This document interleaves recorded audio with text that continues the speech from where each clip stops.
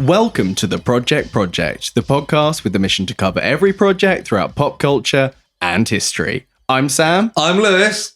Hello, I'm Kane. That's right, we got Kane back again for a very special episode, the first episode of Projoctober. Ooh, Projoctober's back. Is this our third Projoctober? I think it might be, yeah. Which is bizarre. 3 too many, some say. And some people say that's the right amount of Octobers for how long you've been doing this podcast. That would make sense. Projoctober is the spookiest month of the year. It is. Woo! What would you say is the least spooky month? June. Any reason for that? My birthday's in June. I was going to say, and it's reason, like right? sunny and everyone's happy. I'd say May. May. I'm not going to elaborate on it. I refuse. Although you may not. We have spookied up the studio. I see. There's a pumpkin. There's a pumpkin right there. Uncarved. And It's a upside raw down. pumpkin. I was trying to make a joke about Kane being the pumpkin, but I couldn't think of anything there, so... Yes, upside down. We've had to move the radioactive snakes to make room for Kane. For Kane. If it's something I've missed. Morphed into Kane, I think. That was the we final have evolution. radioactive snakes living in the studio these days. They're always hissing away in the corner. If there's any pops or hisses, that's, Yeah, they've grown some legs as well at this point. Some may They're call probably them around here lizards, somewhere. really, at that point, really. I don't know. Radioactive snake sounds better. But they're around here somewhere. But this is also a special episode. Yes. And not that it's just Projoctober, but for the first time, it's neither me or Sam doing a report. Kane has written some bullshit to say to us. Have I? Yeah. What have you got on your laptop then? You're just watching something? You don't want to know. So anyone who's watching the episode, if you've looked at the episode title, you'll know what Kane's going to be talking to us about today. Me and Lewis have no idea, and we will find out in a little bit. Yep, we're both a little nervous. Before that, how are you, Kane? Yeah, fine. I recently turned 30, so I've started sighing a lot when I sit down. My knees hurt. What about when you get up? Oh, you don't want to know, Do brother. you know what? It's so nice still being in your 20s. Yeah, I'll tell you what's nice, having a normal colour of hair. Wow. Wow, getting the digs in early now. Yeah, I believe our listeners know that I dyed my hair for charity, and I guess they now know that Kane hates charity. Well, yeah. There's 2 things I hate in this world. Kids and kids with cancer. Wow. No, that's a joke. Charity. I only hate kids with cancer.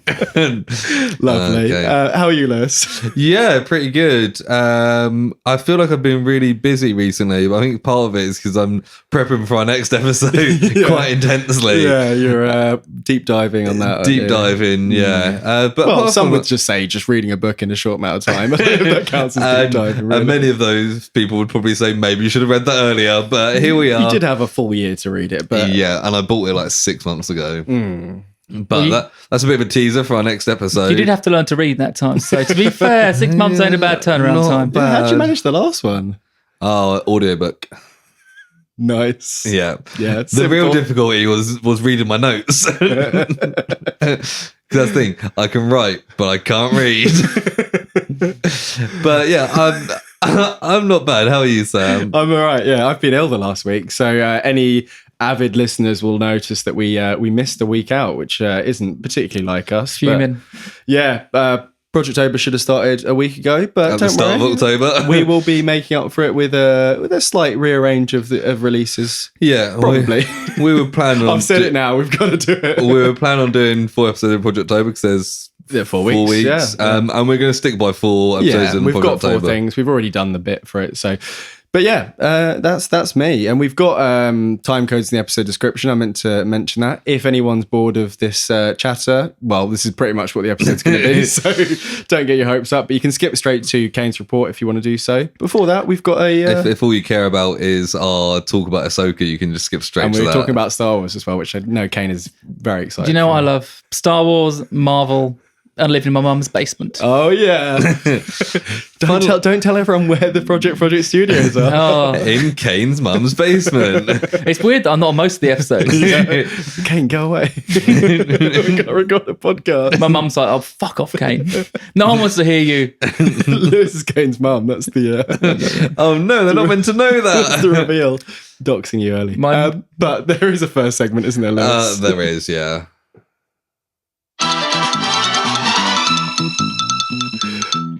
Project news. Yeah, and we'll never edit out those long pauses. No, that was a particularly long one. I think my phone was being slow.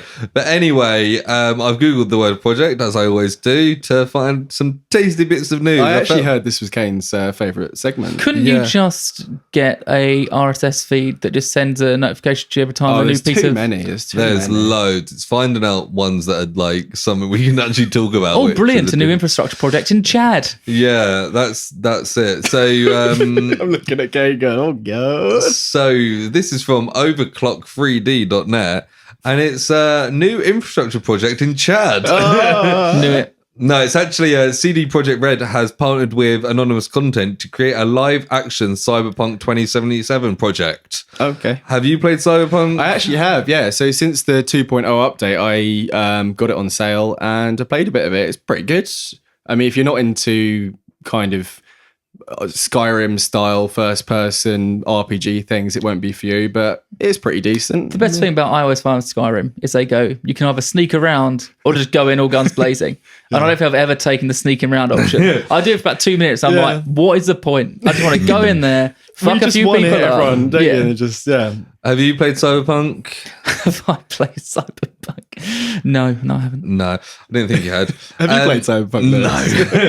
No. But they're making live action. It's not settled whether it's going to be a TV series or a film yet. Right. But imagine it'll be a TV series. Maybe, but they've put Anonymous Content who did True Detective and Mr. Robot. Really? Okay. And they also did The Revenant and Spotlight. So they've done some pretty big... I've never heard of this production company. Well, they're Anonymous Content. They've done some pretty big things. So I feel like, I don't know, even 5 years ago, any video game turned live action was shit. Yeah. But it seems to be things are changing a bit. The Last of Us Last of Us, was very popular. People liked Mario. I know that wasn't live action, but it was a thing. There was a film of that last Tomb Raider was okay. It was okay. It was alright. It was one of the better. The last Tomb Raider came? The last Tomb Raider. The last Tomb Raider. What? No, they'll never end. Sadly, I just can't find enough time to watch Tomb Raider. That is a lie I must tell. Yeah. That is sad. But yeah, this might be good. Do you think Cyberpunk is something that can be lended to a series, perhaps? I mean, the best thing about it is the world. Like, they've done this kind of intricate cyberpunk world, and like you're wandering around and there's stuff going on, and it's kind of got that GTA feel of like a living city, but the weird thing is Cyberpunk, it's not like, not everyone's flying around in cars and stuff. There are flying cars, but a lot of it is, I guess it's 2077. They're being realistic. It's not like it's not like full on Blade Runner 2049 or whatever, because that was already, it's a pretty cool world, and it's all about people having different enhancements and how it makes you less human and all that. So there's depth to it that they could pursue. What enhancement would you go for? The one that everyone has in the game that's pretty cool. It's called Mantis Arms, and these cool like mantis praying mantis blades like flip out of your arms, and you can just like kill people. I wouldn't get that because I don't need to kill anyone, but maybe jumping really high would be pretty cool. I'd like to have wings. The band? Yeah, I like them to perform for me every night. You've just got a little mini version of them that pops out of your arm. What about you? You've got a reanimated Linda McCartney. Paul's in tears all the time. It's a complete mess. Yeah. What do I have? I haven't played a game, but if I had to, I'd go flying. That's pretty cool. Nice original idea there, Kane. Would you have wings? Would you have like jet feet? No, I just be able to fly like Superman. You know what I mean? Oh, okay. The easiest option. Yeah, wings. Everyone goes, look at him showing off. If I'm just, but if I go, see you later, they go, he's very understated with his flying. And that's not showing off, just being like, see you later, and just floating up into the sky. Yeah, but I'd help people, Lewis. I bet you wouldn't help people. I'd help myself. I'm people. Being invisible would be pretty cool, but I feel like everyone always thinks you're going to be like a pervert if you go invisible. Yeah, I feel like being invisible would be cool, but you can't say that's what you want to be without sounding like a pervert. I want to go invisible, and you're going to go to girls' locker rooms. Why is that always the first thing they do as well? They never rob a bank, they're like, Also, where are all these women's locker rooms? Like, I guess gyms. Kane goes to the gym, so I'm pointing at Kane. I think quite often this is like kid shows. It'd be like teenage boys at school. If you've ever been to right, yeah, but I don't. Yeah, it gets even worse. I'm alright with that. To be honest, if you've ever been to a gym, especially a male changing room, there's three types of people who get. There's always a man there who's completely naked for the entire time you're in there. Yes, there'll be a man who'll put his socks, shirt, tie, hat on, and then he'll put his pants on. Yeah, and then you'll get another guy who'll be so ashamed by his own penis, will put a towel around himself, and then you'll see him slowly wiggling out of his pants on his own. Oh, I've been on the beach before. I've seen that. I've seen that. And then you've got just what's the middle one? What I normally go for, just kind of pants down, towel on. I'm no fuss, I'm the 442 of the pants on and off world. Draw your attention. Don't draw attention. See, I was always a fourth type when I was going to the gym. Is I'd get changed before and then go home and have a shower. Well, having a shower there because I'm going to work. See, I'd only ever go to the gym after work. I'm a very busy man, as you know. When I was last going to the gym, it was around the corner for work, so I just get changed at work, go into the gym, do my stuff, and then walk home. I forget you do everything within about a 5-minute radius of your house. This is the furthest I regularly go. It's a bit annoying, to be honest. So the other bit of project news I've got is from Far Out magazine, which is not an LGBT magazine. They may be allies, but it's not specific. How far out would you have to be to get that magazine? Well, the first one was about some sort of LGBT thing that we covered. And Lewis was like, I thought it was confused. Like being far out of the closet. But it says Greta Gerwig says new project is giving her recurring nightmares. Right. So obviously hot off Barbie 2. Hot off like the successor Barbie, which doing Hot Wheels now, isn't she? we both enjoyed Barbie. Yeah, did you see Barbie? Yeah. I've seen Barbie. Yes, it was pretty good. I saw Barbie Oppenheimer. Do you mean Barbenheimer? No, I did that's what we're calling it. The group online. If you watch Barbie a month and a half after you watch Oppenheimer. Okay. But she's also doing at some point 2 films for the Chronicles of Narnia series on Netflix. Oh, yes. Yeah. But before that, she's working on this other project, which she's not giving too much info about, but it's more of like a thriller horror type thing. Right. Okay. And she's writing at the moment, and apparently it's scaring the shit out of her. So it must be terrifying. She must have got an early script of what I've bloody written. I just imagine her sitting down being like, and then this character went into this room. But I guess after doing Barbie, it would be quite fun to do something like the other side of the spectrum, like dark and autistic, scary. Yeah. There's lots of spectrums in life, Kane. Yeah. What? Like we all know which one you're on, clearly. The wanker spectrum. 100 out of 100 on that one. But yeah, so I'm quite looking. Obviously, Greta Gerwig. We were going to do some of her previous films, never got around to it. But she's got a good filmography. But nothing particularly thrillery, horror-y from no. What I'm aware of. So that's interesting. And she seems versatile enough that I would have faith in her being able to pull this off. So.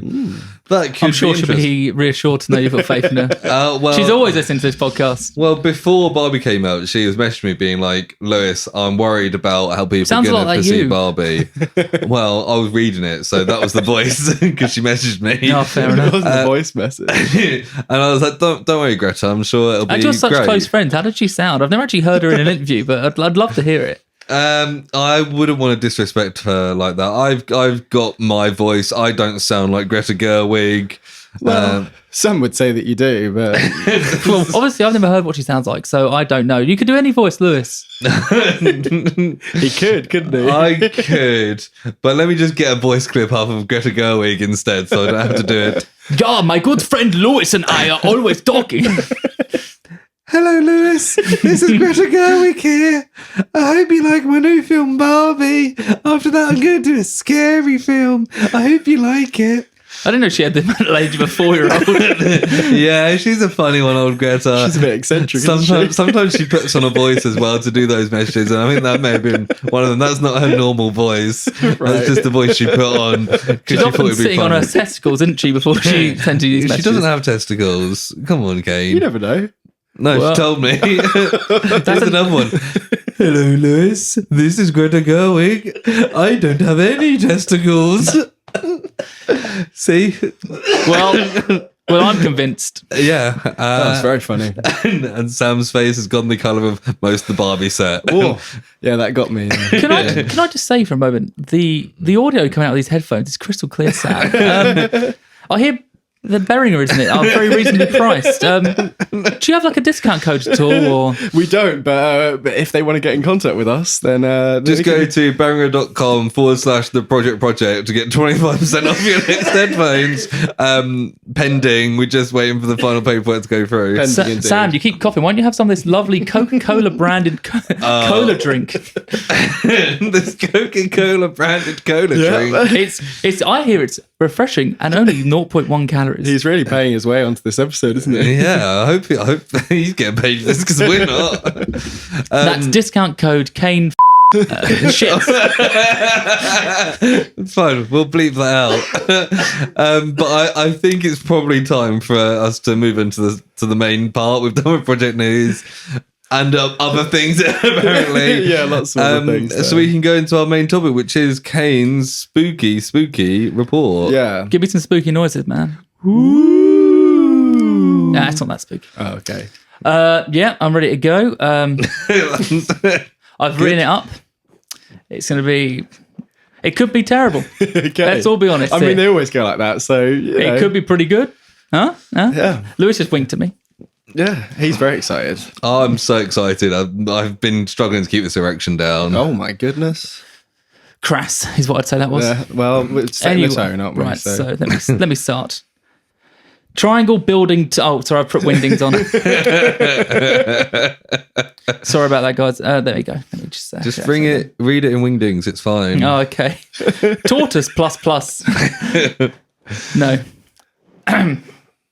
For thousands of shortwave radio enthusiasts around the world, commonly known as DXs, I've got to say that's a far cooler nickname than they deserve. DXs? Yeah, that's pretty cool, man. That is pretty cool. What do you call your fans? PP squads. Not as cool, but still. I don't know. I think that's pretty damn cool. Well, that's the first I've heard Lewis say anything positive about that nickname. Anyway, listening to and recording radio broadcasts from around the world is kind of a thing of passion for them, whether it's a BBC World Service, weather reports, or perhaps snippets of James Corden's latest hilarious and almost definitely not self-indulgent projects. Carpool karaoke, let's be honest, what was that about? It was very... Do you know what, actually? And I know you're a big fan of James Corden. I thought the concept of carpool karaoke is actually quite a fun thing to do. Yeah. They just got the wrong... with musician. Wasn't it started with Foo Fighters, one of the early ones on? Or am I wrong? Yeah, and like Adele was one of them. Yeah, and then it just became like just some loser. People. I think it's a shame that it's James Corden. He gets some of the greatest artists of all time, and Ed Sheeran, and he basically sings with them. He doesn't even sing; he sings over them all the time. And they'll be like, "He's like, Elton, I don't care any number ones you've had. No, people want to hear. They want to hear me sing Rocket Man. Okay, you shut up." Anyway, where were we? So, shortwave radio exists in kind of the never zone between AM and FM radio. Unlike either AM or FM radio, which are limited to line of sight broadcasting, shortwave radio is able to bounce between the surface of the Earth and the ionosphere, ensuring it can travel thousands of miles, meaning a message transmitted from, say, Cuba or Cyprus can travel all the way to Florida or Folkestone. Sometimes radio waves emitted from the furthest reaches of our universe can end up interfering with this frequency. Now, imagine you're listening and suddenly you come across a really strong signal. Yeah. One you've never seen before. It's the most chilling thing you've ever heard in your life. For shortwave radio enthusiasts who would use the technology to listen and communicate with others around the world, this was kind of a rite of passage. This is the story of one man's attempt to record as many of these messages as he could find, and it will lead us to the world of conspiracy theories, espionage, and perhaps the end of the world. Well, is this man you? Have you been doing this? You ruined my setup there. Right, so this is the Conet Project. Oh. The what project? The Conet Project. Conet. Conet. Conet. Conet. Conet. So I know you guys like to start off with a question. I know one for you here. The Conet Project. What's your favourite metal? So what do you reckon? What is the frequency shortwave radio operates in? possibly one of the most boring questions of all time. But if you get it, I'll give you £5 Oh, wow. of my own cold hard cash. Have we got options? No, No. Any sort of... I'm just going to go. I want the frequency, man. I don't want the weight. Are they in 35.5. 100? No, it's 30 kilohertz of 300 kilohertz. Oh, So did between you us, say? 35. You said 100. nice. We're pretty Okay, close. Yeah. Oh, yeah, we had to do the two numbers. So I guess, between the two Between of us, them. yeah. £2.50 each, please. Right then. Anyway, He doesn't have to change. yeah. So amateur radio enthusiast Akin Fernandez, who is the founder and creator of the Conet Project, first stumbled across these broadcasts in 1992. As he was scanning the airways for fax transmissions, one of the most shocking broadcasts he found featured the sound of a child's voice starting on the hour every hour. Hello, this is Greta Gerwig. Exactly. It would play several repetitions of the Midsummer Vigil, a Scandinavian folk song, otherwise known as a Swedish Rhapsody. How'd it go? Well, you're about to hear my Oh! The sound, as if coming from a well-used music box, would be followed by the voice of a little girl softly muttering in German, "Fünf, zwei, fünf, zwei." I'm quite creeped out already. To make it stranger, whilst the music and the voice always stay the same, the numbers change every time. Oh! And here's a little snippet for you. Yo.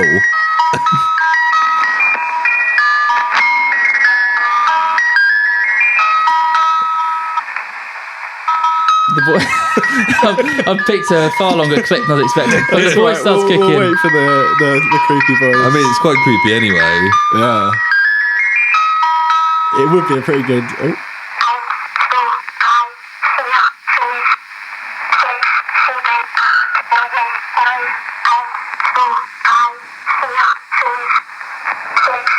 So that was Greta Gerwig earlier. So that's little cool. It kind of sounds like a Doctor Who episode. Yeah, the children, the gas mask children. It was a bit Yeah, like that big kind gas of mask vibe. children. But that one, they're like, "Are you my mummy?" Yeah. In the Cockney voices, "Are you my bloody mum?" Oi, love, you my mum. All right, mum. Oi, doctor, fuck off, slag off. Anyway, so soon he had catalogued thousands of different recordings. Some were nothing more than an ominous repeating beep. Others followed the pattern he had seen before, a musical call sign followed by random numbers. None of them stated what they were. It was impossible to know where they came from. No one knew what the actual purpose of these things was for. Another infamous broadcast was... When was this, sorry? So this is in 1992 he found these. Okay, so it wasn't the Nazis. No, it was not the Nazis. So Just thinking German counting. They famously counted. Yep. anyway, so another infamous broadcast was the buzzer, first discovered in 1985. The buzzer would broadcast nothing but a constant, monotonous drone, a bit like listening to Lewis. No, made up of two different tones. I was waiting for that. I can see himself setting himself up for that. Didn't even write that one down, actually. Right, so it's repeating 25 times a minute, so it'd be like dung, dung, dung. And then seemingly at random intervals throughout the year, the buzzing stops and the voice reads out a string of random numbers and words in Russian. Ivan, Helga, Holga, that sort of thing. It then carries on. Many believed it was an attempt at mind control by the Soviet Union or perhaps weather augmentation. Because if there's one person it's really important to control the mind of, it's shortwave radio enthusiasts. They're the hearts of bringing communism around the world, and we all know it. Yeah. They're gonna take over the world any day now. Hey, if they could get out of their mother's basements, they'd be really angry at us right now. I shouldn't say that. They'd probably jam my internet or something. Yeah, probably. Well, we don't broadcast on shortwave radio, so I don't think they'd have any chance of hearing We us. don't. I need to talk about yourselves whilst I find the next audio We clip. don't shortwave radio. I need to make some calls. No, I'm scared. So this is Hey, Greta. We don't do that anymore. this is what the buzzer sounds like. So imagine basically what would happen if you're on the shortwave radio thing. You'd just be Just minding your own chilling. business. That's like 2 a.m, and then the only thing you hear is This is Live by Mike 505, and that was Leonard Skinner with Simple Man. It's not that We're going to take a short break. okay.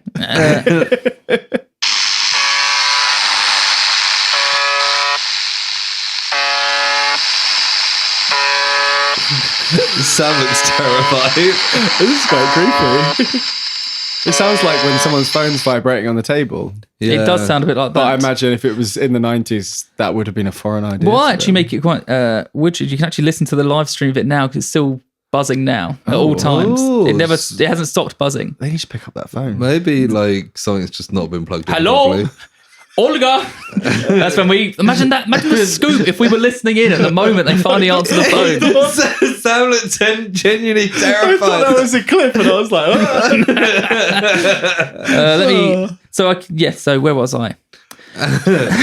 So the voice is always robotic, pinched, almost non-human. The broadcast filled with a thick hum and a buzz. You could also say, I know Sam and myself both like to listen to vinyl records. It's kind of got that vinyl, crackly texture. You always say it's quite a warm audio, but obviously the message in it is quite cold. See that? That's like a little bit of... So, I mean, overall, you're just a good temperature listening to this. Oh, you're going up and down. Yeah. Like a roller coaster.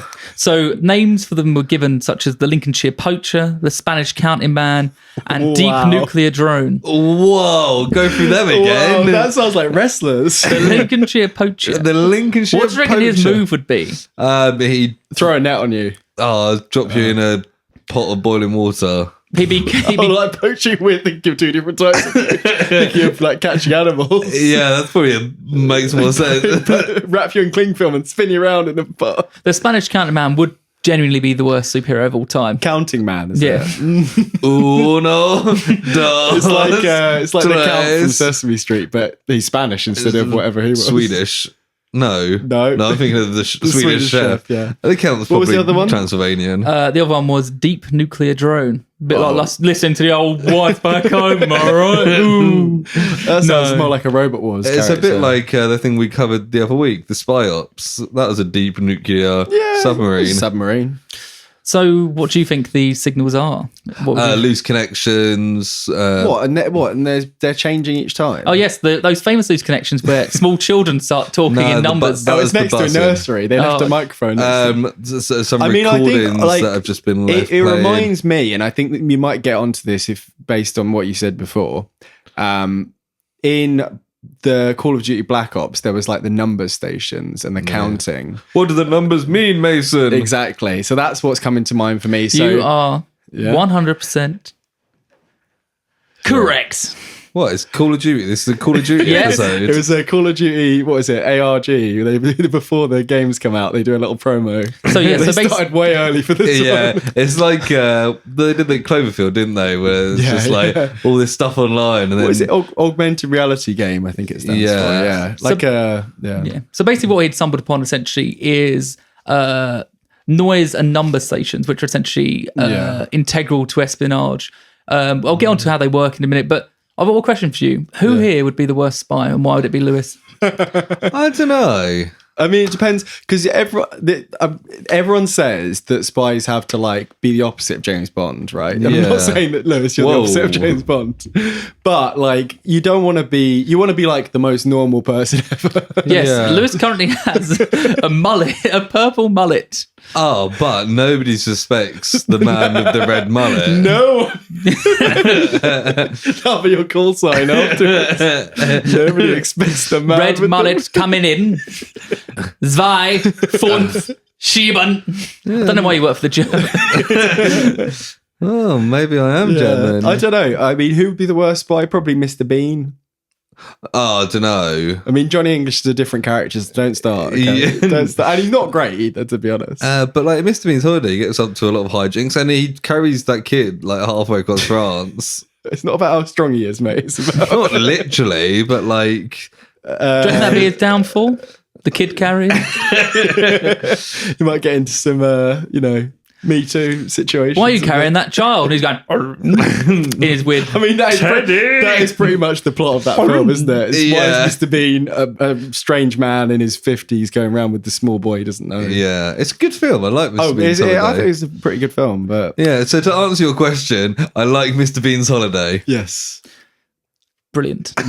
So anyway, in the 5 years after discovering his broadcast, Akin Fernandez spent nearly all of his spare time meticulously recording and cataloguing every broadcast he could find, two of which you just heard. Some were number stationed like the Swedish Rhapsody, while others were nothing but noise like the buzzer. This culminated in the Conet Project, possibly one of the oddest albums released in the history of recorded music. 4 discs of eerie codes and drones, music and Morse code. So about 300 minutes of things like that. Wow. But they're all different. They'll all be like, one of them... Sounds a bit like John Lennon's debut album. I think you'll find his debut album actually quite good. No, his debut album's awful. Yeah, fair enough. Listen, no, he's been listening to every song from the 60s and 70s. He doesn't release an actual proper album until his 3rd album. What's one where he's like, Mother, you had me, but I never had you. Yeah, I think that's later on. That's very nice. Yeah. That's my John Lennon impression. Oh, we're very But bad. as Bob Dylan. Oh, very good. Okay. But you didn't have me. Anyway, back to where we were. So the project serves a chilling and haunting glimpse into the glimpse into the world of espionage and covert communications, with recordings spanning from the Cold War era to more recent times. While the purpose and origins of these number stations largely remains unknown. Whilst the album initially only sold 2,000 copies, mainly to shortwave enthusiasts and nerds, it caught the attention of GCHQ, the UK's main communications agency, who themselves ordered a copy. Perhaps their way of telling Akin they were keeping an eye on him. It is strange that in over 50 years of the phenomenon that these broadcasts have gone almost completely unreported. How is it possible it's able to interfere with air traffic control, TV broadcasts, radio? Somebody's not doing their job properly. Exactly, without having to answer to anybody. And why are some of them just unintelligible noise, others using the voice of children? And speaking to the BBC... Yeah. No, I'm thinking about it. I'm like, why is that? Why is that? Wow. He raises some good points. This guy's got some good questions. Hey, I should be working for the bloody BBC, that's why. He's working for bloody GBHQ. Or whatever they're called. GBHQ, what's that? I turn up this complete wrong thing. I'm like, I'm here for my daughter at GCHQ, and they're like, oh no, not another one. It's like when people turn up at Bucharest thinking it's Budapest. Yeah. But maybe you should work on your GCSEs. Terrible. Anyway, moving on. Speaking to the BBC, Akin Fernandez said once you hear them, it has an effect on you. And I think it's hard to argue against that. Yeah. Sam actually shit himself when he thought it was of someone talking at one point. Yeah. Embarrassing, let's be honest. And maybe we should have a pause here so Sam could change his trousers. Yeah. And we're back. Do you want to pause? Is that what you're saying? You had enough, man. Is that it? I spent hours working on this for you. Carry on then. So, I've got a question for you. What's the weirdest thing you've ever heard? Oh, wow. I love Not this included guy. in this episode so far. Yeah. Oh, you know what it actually is? A howler monkey. They sound weird. They sound like a ball. On that note, foxes having sex. Yeah. They're weird. There's this new trend on TikTok that's called like 8D sound, where you put in headphones. That's too many D's. Like, Oh yeah, it is too It many is, D's. bro. I agree with that. But you put it, and like Christina was like, "Oh, Lewis, try this. Put your headphones on." And I hear a knock, and I literally turned around to go to like answer the door. And it's all in the headphones, and it's all like surround sound stuff. but they've Let me been stop doing you there, that for 'cause ages, though. I believe you have a pair of Behringer headphones at home, and you got a very good deal online for their crystal clear audio. Yes, it was I might Lewis. actually be able to get it up because we've all got headphones on. Funny side, those taking those blue pills. I don't think that it won't work like that because if you're playing it through there, Yeah, that's if a you're good playing point. into the mic, it won't work. It's the spatial audio thing because they used to do it like at the early days of YouTube. There was a basic version where they do like it was before ASMR was like a thing. Yeah, it'd be like getting your hair cut and you'd hear like the snips going around your ears and stuff. Yeah, that was very creepy. But you can get those. I mean, now ASMR streamers and stuff have those ones that like they look like an ear as well, which is like part of the fetish side of it, I imagine, because you don't need your mic to look like an ear. That's just not. Hey, who don't want a fucking ear? I didn't say anything about fucking. Aside from that, I think the other creepiest sound I've ever heard, which I heard on multiple times, was I never found out what it was, but it came from a bedroom when I shared a flat with Kane and could never figure out what was coming from that room. But some of those noises are unexplainable, and to this day, I haven't been able to figure out. Have you started a project about them? Because maybe you could come back next year. It's called the Kane Beep Project. Yes. Yeah. Who's Kane Beep? Sounds like a great guy. Yeah, he's a great guy, man. I wish. Is this like an investigative Like you've been working on it undercover for a while. Oh yeah, And we brought him here today. I've bugged everything. I've been What? It's you in Paris. You've been doing all those bed bugs. I Did you see paid. that guy was like, it was me and I did them all. This guy posted like a manifesto. What? And he posted videos that he'd been releasing them on the tube for like months ahead. He What? was doing it to destabilize France. I don't know if it was proved false or not, but this guy posted this whole thing. I'm going to he release said the he's bed not bugs. French and he hates France. And he decided that the cheapest way to destabilize France would be to release bed bugs for months at a Where's time. he from? I don't know. I didn't look into it at all. Why not? I saw a screenshot. I don't know if it's true. That would be very funny. Imagine if like a first world country collapsed because somebody put bed bugs in their capital. I don't know. Yeah, I mean, it's not come up on any of the searches here. So Do you know, the last time I went to Paris, they were having the yellow jackets riots for the entire weekend. Yeah. And it was like, they were like, do not go down the Champs-Elysees. Do not go here. You're like, we'll just stay in the hotel then we literally left our hotel and there's a car on fire. And you're like, don't get this back in Brian. Yeah, was there any beheadings? No. Not one of the good French revolutions. No, it's pretty boring. It's just a bunch of fat, middle-aged, bald Frenchmen walking around in jackets. Some of them weren't even yellow. Very confusing. yeah, I mean, nobody's posted about this, but I definitely saw. I one of your dreams again. I choose to believe it's true. Yeah, I'm sure. Is this you admitting to the world that you did No, this? I've got a thing here. So this guy, He wasn't really ill last week. He was in Paris. some guy. Okay, so I've got a screenshot here that I can send to both of you guys. That looks like a Yeah. blog post on Yeah. like 4chan That or looks like- something. No, The it's from least 4chan, but it's Also, he's also a racist. It's an then, I Instagram guess. post. I mean, he hates France, so there's probably He something. could just in be it. xenophobic. This is a Twitter post or an X post that is then being screenshotted. Blah blah blah. But he thinks that it's going to take 1 billion euros alone to clear it up. So he's hoping to destabilize. Whether that's real or not, I someone's think it would claimed take to. more than €1 billion to destabilize France. You'd think so, wouldn't you? But it's like the tourism, and they've got upcoming events and Yeah. stuff. But anyway, Anyway, speaking where of were bugs, what are we talking about? What are we talking about? we? You tell us. Oh, yeah. So what are number stations? So they're believed to have begun airing shortly after the outset of the First World War.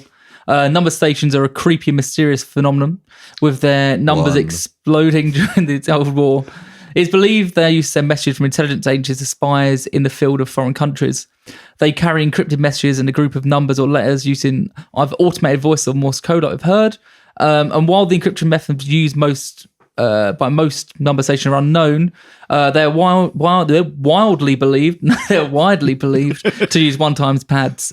Much like tenor pads, one-time pads can only be used once, and if used correctly, they're uncrackable. You can't get through them. Basically, the way they work is essentially you'll have a string of numbers, say like 1, 2, 3, and then they'll broadcast a corresponding set of numbers that you know on a set time will be sent out, and it'll be 2, 3, 4, and then you deduct the numbers from each other, and then you'll get once you've got like, say the numbers are 1, 4, 5, you then get the corresponding letters of the alphabet. Then you can find it that way. But it's uncrackable unless you have both keys. Yes. Right. So it's essentially completely secret, and that's why they've been used for so long. Because unlike, Isn't that to do with the Enigma machine? Was it was called Enigma code Yeah. with what's he called? The guy Alan Turing. Alan Turing. That was a similar thing, wasn't it? That they needed the two two codes, sides of it. Yeah. Exactly. Yeah. Okay. so yeah, you got it, bro. So, as number stations are part of classified intelligence operations, very few government organisations release any information about them. Those that have include the Swedish Security Service, and one of my favourite sources, I always go to them, it's the National Archive of Latvia. They're good ones. They did that thing about the thing, with the wolves and the bears. Oh. Yes. Yeah. Okay, You remember that? No. Let's stop that's talking to Lewis. interesting. Anyway, Sam. Hello. So number stations offer a powerful advantage in the modern world because practically they're completely anonymous. Essentially, we need a shortwave radio, and I could go buy one, you can go on from pretty much any retailer, electrical retailer, anytime you want. Tune in at a set time and write down the numbers you need to write down. And even if you only know what time you need to listen to, you can probably listen to it, not have to listen to it for 3-4 years, and then listen to it when your time comes to read your message. So it's quite a good. So it's just like anyone could do it. And so if I wanted to get a message to you, as long as we've got the same codes, we're done. Exactly. Basically. So it's just hiding in plain sight. 'Cause they made no attempt at all to hide the broadcast at all. I'm surprised people don't use it more often for. I mean, I guess they do, but like people are always on like dark webs and encrypted chats and stuff. Yeah. If you're trying to do it, just do that. I guess with the like increase of internet use, people just found it easier to use the internet. But it's also easier to get caught, isn't it? Because imagine all they need, everyone. Web. Yeah, but I feel like it's not as Dark web's not as secure as you think it is.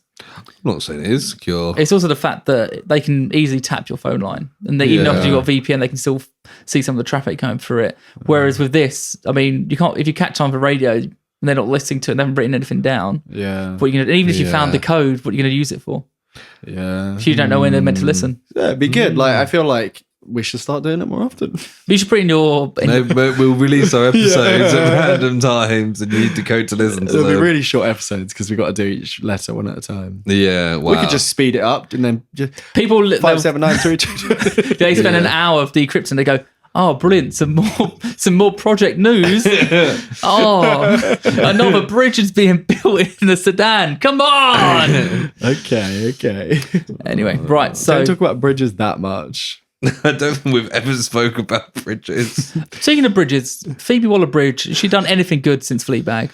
I would say I quite was alright in enjoyed Indiana Jones. I was going to say Oh, I you enjoyed Indiana Jones, but I didn't think she was very you good. didn't, But I don't think it's her fault. I think the character wasn't written very well. Was it just a posh English woman? Yeah. Yeah. Oh, bloody hell. What are you doing, Indiana? Yeah. Well, Father! she was a bit like... Oh. she was a bit...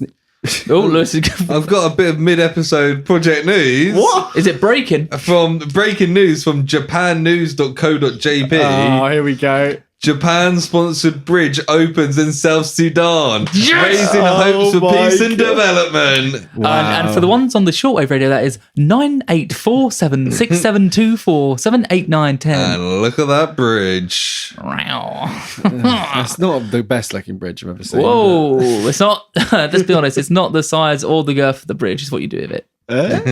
It's called Freedom Bridge. Freedom. Yes, they love Braveheart in Sudan. I forgot about that. Oh, I heard like the song Freedom rather than Braveheart. Yeah, I didn't really think about what I was doing. Anyway. Yeah, I feel like I've lost track. One thing that's plagued all these stations, especially the noise stations, is a lot of conspiracy theories around them that just don't go away.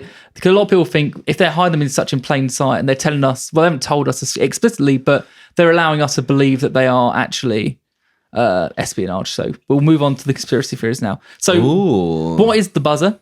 Despite sounding a bit like a Poundland vibrator, it's actually it's been traced to 2 sites, one outside Moscow, one outside St. Petersburg. Classic.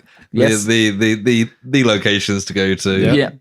Yeah. So no nation or agencies are admitted operating the stations, and unlike other number stations which are used to transmit messages to operatives in other countries, the buzzer has like no clear purpose. No one really knows what it's there for. No one's ever come out and said. So no FSB spies that have come back over have never given us any information what it's for. They don't really know. It's often reported to be part of Russia's missile defense system, and it will emit a dead hand signal that would trigger a nuclear retaliatory response if a signal is ever interrupted. Oh, wow. So let's hope that buzzer keeps going. Oh, dead hand. Yeah, like if you let go. Not like the Dead Hand Gang and the In-Betweeners. It's the Dead Hand Gang that's got a lot more of an oomph, if you know what I mean. Oh, yes, I remember, yes. Oh, yes. Oh, yes, I remember trying yes. that a few times. No, I couldn't remember what you're talking about. But yes, so the voices heard intermittently are just Russian, basically members of Russian military testing it to make sure the signal's still working and then going back online. Test. Exactly. Didn't know Greta Gerwig was in the room again. Sadly, whilst that would make a really good premise for the next Call of Duty Black Ops, am I right, Sam? You're right. It doesn't appear very likely, as in true Russian fashion, the buzzer is famous for constantly breaking down. And for very long, extended periods of time, it will just stop buzzing, and they don't really understand why. It's hardly a great fail-safe if every few months you come close to launching 200 nuclear warheads. Maybe like it was that, and then they realized it stopped working. So like, Yeah, we'll but the find first another time it system. stopped working, they should have set it off. They probably had like, they probably got like a manual double check. Yeah. And then they're like, oh. Well, they put it all on pause. They tested it out. It didn't set it off. And they were like, Yeah, well, They just one man sat there hitting a key going, dun, dun. Or it's the God, Homer my hand. Simpson. It's the Homer Simpson The drinking water bird. bird. That's what's Yeah. causing it. But one of the things that's actually quite creepy is they moved station about 10 years ago, and some urban explorers went to where they used to broadcast from. Oh. And what they found was basically just a huge antenna in the middle of nowhere that had a like tape recording machine that just had the buzzer, and it had like a logbook that said the frequency. Well, they'd left the stuff there. They just left a few bits there, and it a bit had weird. like the frequency it runs on. So I guess it could be like another fail safe. So if it goes down, someone can go to there and just turn it back on again. Yeah. Interesting. How weird. That's pretty cool that someone found it, though. Yeah. People. So the government agency behind the mysterious station, known officially as UVB 76, remains undisclosed. But it's probably, let's all be honest, it's a Russian intelligence service. Yeah. While along with similar stations, they also run called like the Pip and the Squeaky Wheel, which I guess you can probably guess what they sound like. It The doesn't. squeaky will be like an ongoing, like really low pitch, like musical tone. They've got just an old man in a wheelchair. Yeah, so what's he? That wasn't what I was going for, but Oh, that's what I thought the squeaky wheel would be. That sounds like the Exorcist, doesn't it? yeah. What the maximum Sido? Yeah. So, where was I? So they believe that these are all kept in reserve, so it could still be the dead hand thing. Right. So it might be like if all of them go, then. Yeah. Yeah.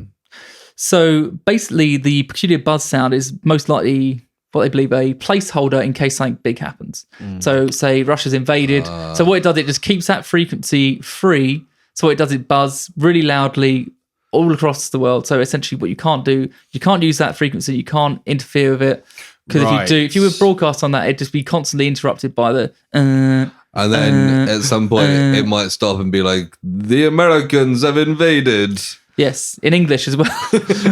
No, it'd be more like, we are Russian and we invaded you. That sounds like a Eurovision century. We are Russian when we invaded you. Ukraine, oh no. Imagine if Russia made a comeback to Eurovision in a couple of years' time and went with that song. And they've got the buzz in the background as well. Oops, we're so silly. What were we doing, Vasily? Do you reckon they'd get any votes? They always get votes I mean, from they've got Belarus. my vote right there. Oh, wow. We know where Sam stands on the Ukrainian crisis. No, this will be when it's over and they've got new leadership and they're taking ownership. They're making fun of themselves. Okay. One of the things that actually sent quite a lot of shockwaves in the intelligence community in the Western world was in 2013, the buzzing stopped and someone just said Command 135 in Russian. Oh, was that around Crimea? Crimea was 2014, wasn't it? But what they think is they're testing it for just in case something big happens. It's the same way that the only nations that really still have number stations running are Russia, Belarus, China, and North Korea. And during the invasion... The Fun Alliance. Yes, the Fun Alliance. So during... Team Fun. In the invasion of Ukraine, the number stations in Russia just went...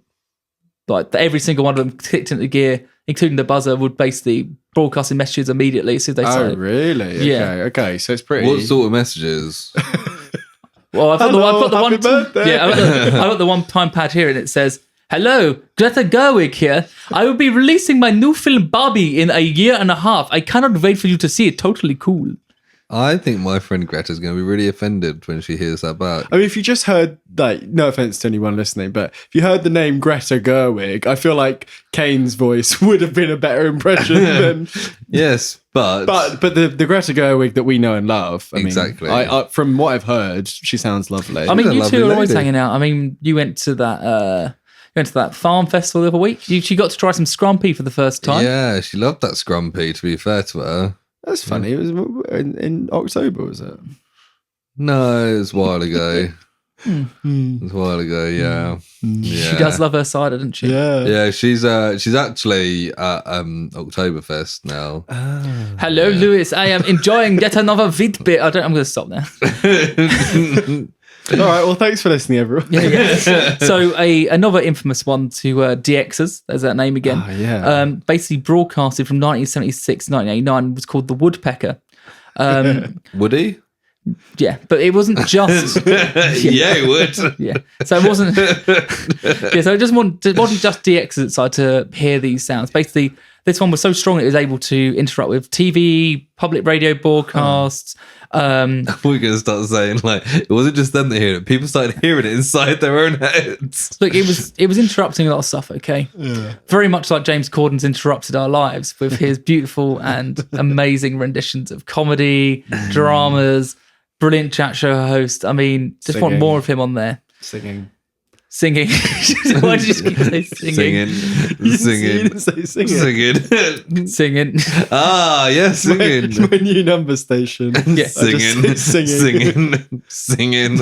And eventually I'll start singing. If I get enough listen. 1, 2, 3, 8, 9. Singing. There you go, that's me singing. Thanks for that, yeah. So anyway, the Duga radio, as it was known. The what radio? Duga. Wow. Whoa, Nice. gnarly, I like that bro. one. Duga. Yo, don't be hanging on that Bogart the Duga, bro. Nice. Yeah. Yes. So basically, meaning arc or curve in Russian was a huge radar, 700 meters wide, 150 meters high. Allegedly used by the Soviet Union as part of its early warning radar system for missile defense. Oh, yeah. Through the use of shortwave radio, it was said to be able to detect missile launches as far away as the US. It operated between July 1976 and December 1989 before mysteriously going offline. It was always suspected and speculated that the Russian woodpecker was in fact in Ukraine. And then it was a part of the USSR. But I don't know why I said that. It was only after it went offline, this was confirmed basically, because it turns out the Duga operated just outside Pripyat. In fact, you could see the cooling towers of Chernobyl power plant from the top of the radar. Nice. One conspiracy theory that's quite prevalent within Ukraine itself is that the radar system didn't work as intended. So they spent billions and billions of whatever the currency was at the time. Rubles. No, I don't want to. He's had that drag race, hasn't he? Rubles drag race. Is it rubles? I don't know. No, you're thinking of Hagrid's first name.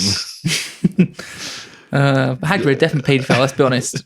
He's got 3 kids in that hut with him every Saturday. What's going on in there? After hours. This came up last time, didn't it? I'm sure one of the times we've... Yeah, but 3 kids in the hut. What's going on? Imagine social services should get down there. It's better than one, isn't Look, it? Kane, sometimes there's 4 kids, all right? Like, Malfoy was there once. Yeah. What? Yeah. Malfoy's never came back. What's Hagrid doing to Hermione? Oh, God. No, but yeah, I mean, it's also the fact that basically there's like 4 schools in the UK, and then like There's one school And in then the you UK. but then you get the Middle East, Africa, and India all have one school. Why doesn't The school system's like, it's J.K. Rowling. She can't build world for shit. she's like, Yeah, there's North America, there's Africa, and there's Asia, I think. You are But, good at like, geography, East man. Asia. But there's No, but well, I don't know for sure, there's but 2 in Europe, 1 in the UK, and is then there like, not 3 in Europe because there's the boys and girls from the Triwizard tournament? that. So yeah, 3. Oh, I said 2 in Europe and one the one in the yeah, UK, yeah. and then there's one for like the entirety of Asia. And All she's- those billions and billions Yeah. of people. I bet they've got some really racially insensitive names. She was able to write another book as well. Very much like, yeah. I've got a Chinese character. What should I call her? Cho Chang, that'll do. Yeah. The Irish one, Exploding explodes them. Yeah. Old Seamus O'Finnegan. And really, don't let me near a fucking explosive like you know what I'm like, Harry. Oh, said Seamus. Yeah. Yeah. She doesn't hide her views, does she? No. Especially not now. Hermione, what are you doing here? You can't be a boy. Okay. You carry on with Yeah, this. so, don't worry, on page 4 of 6, we're getting towards the end. No. Well, yeah, I was okay. wondering. Not. Oh,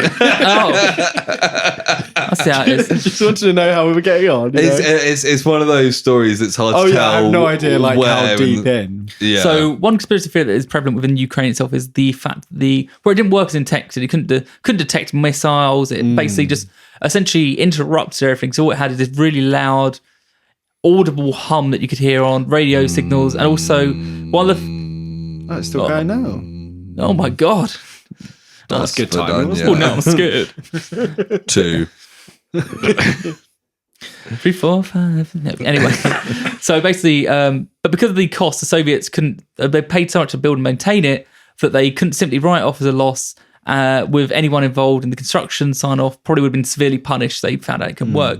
So the local officials caused the Chernobyl reactor meltdown in the hopes of covering their tracks, making the Duga too radioactive to operate, meaning it would have to be abandoned, thus saving the local officials from the chopping block.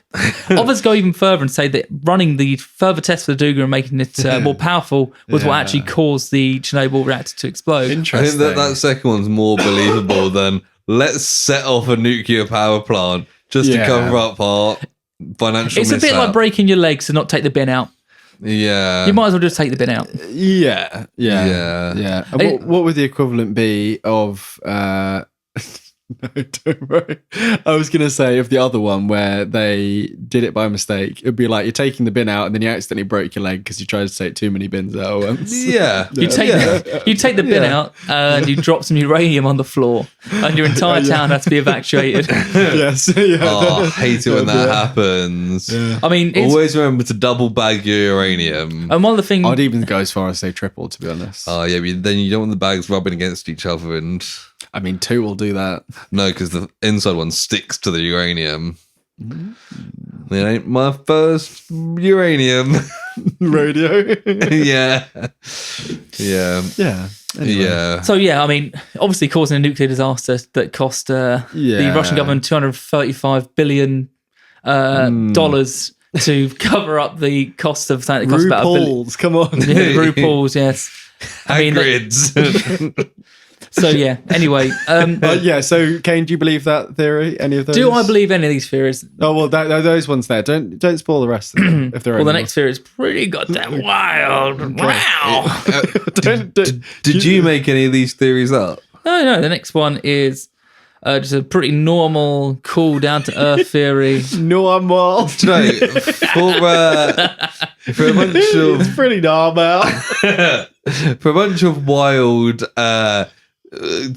fairly silly conspiracy theories, some of them more serious. I'm surprised none of them have become anti-Semitic yet.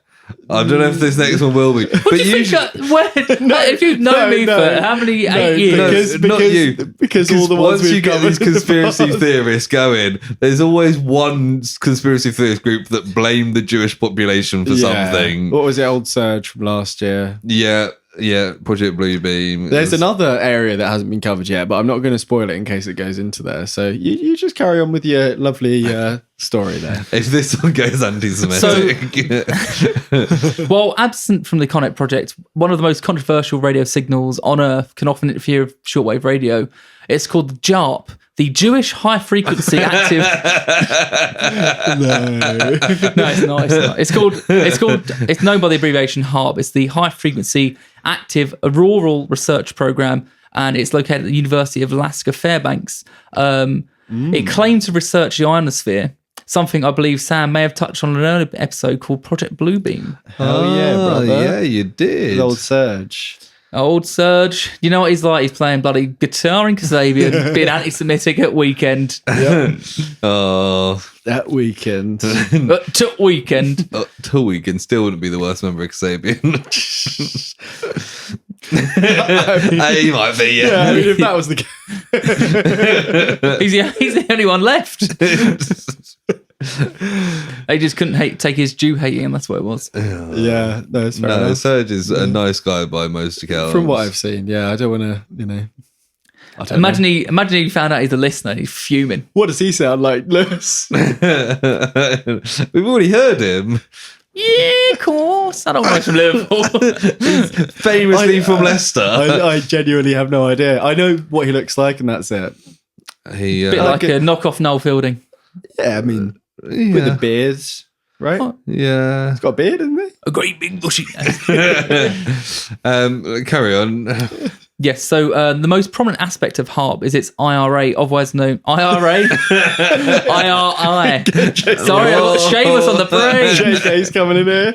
Yeah, so otherwise known as the translating instrument. No, it's the ionospheric research instrument, a high-powered radio frequency transmitter that's used to temporarily excite a small area of the ionosphere, alongside several other Can instruments. excite my ionosphere. Yeah. You had to bring it down again, didn't you? Me and Sam having a great conversation, to and fro. We're getting it up and you're bringing it down. Yeah, you're coming in here going, Greta Gerwig's my... We know that's not her, okay? You've got to stop doing this. Every time we have a conversation, like, I've got an audio recording. We know it's Greta Thunberg, really. Come on. You know what? The one thing I agreed that Trump said, God. she does need to go and get some mates. Fuck you. Now go to the cinema. Treat yourself. She does. Have you Or not Greta seen Gerwig. She's always at the cinema. Greta Thunberg did... Oh, yeah, she was was at Glastonbury. She was hanging out with people. Yeah. I have done my first pill, and I tell you what, I'm fucking loving it. Fuck the world. Let's get cunted. That is not what Greta Thunberg... Oh, is that the band I mean, Ice she Age? kind of sounds like that. They are from Denmark. I love the Danes. Does she? She loves everyone. Come on. Yeah, does she? apart from, you know, the people she doesn't Oil. like. Oil. Apart from oil. Why I are? If oil comes to this Glastonbury, I'm gonna... I don't know why she got American now. Anyway. So, where was I?